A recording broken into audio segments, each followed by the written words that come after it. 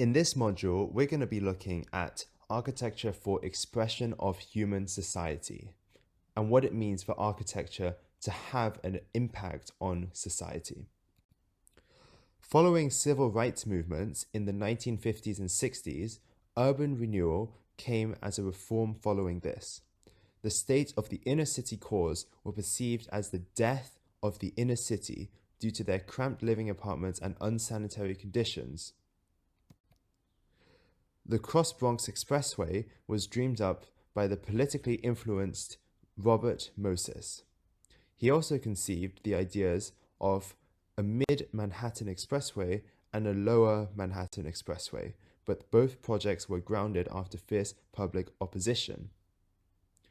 These expressways would cross straight across the city, and while they would improve transport connections, they would also have created constant noise pollution for the residents and made the city feel more like a highway junction than a city.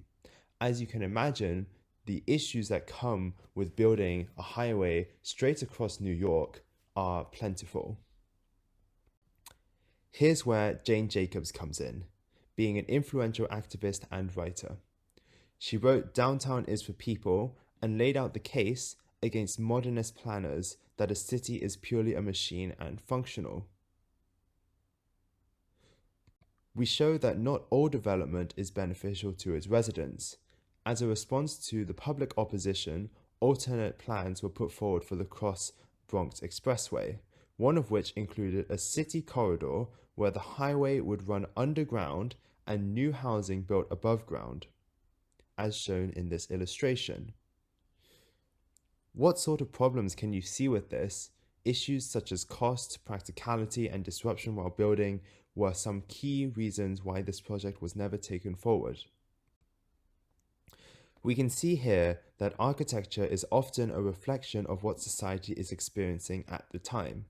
In addition to this, while it is not easy as a general public, there is still power to influence what architecture gets built, as activists such as Jane Jacobs have shown.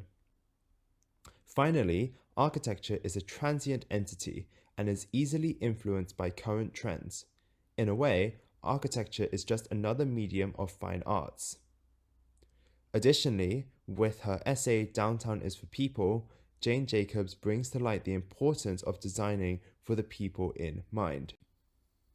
Lively, diverse, intense cities contain the seeds of their own regeneration with energy enough to carry over the problems and needs outside themselves.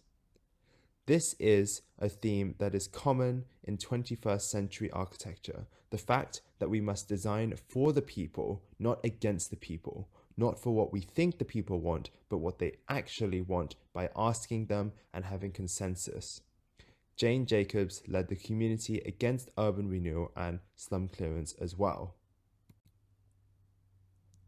So now when we look back at this illustration, we can see really the many issues that come with a design proposal like this.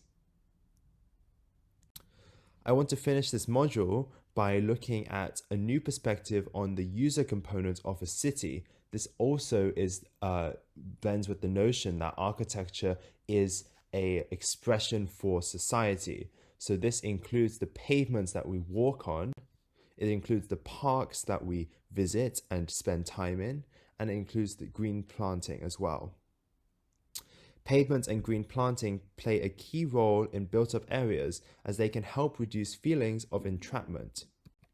Additionally, I would like to mention the term eyes on the street, which refers to when there is a direct eyesight onto the pavement and street below, and it can help tie a society together and offer natural surveillance to help bring crime rate down.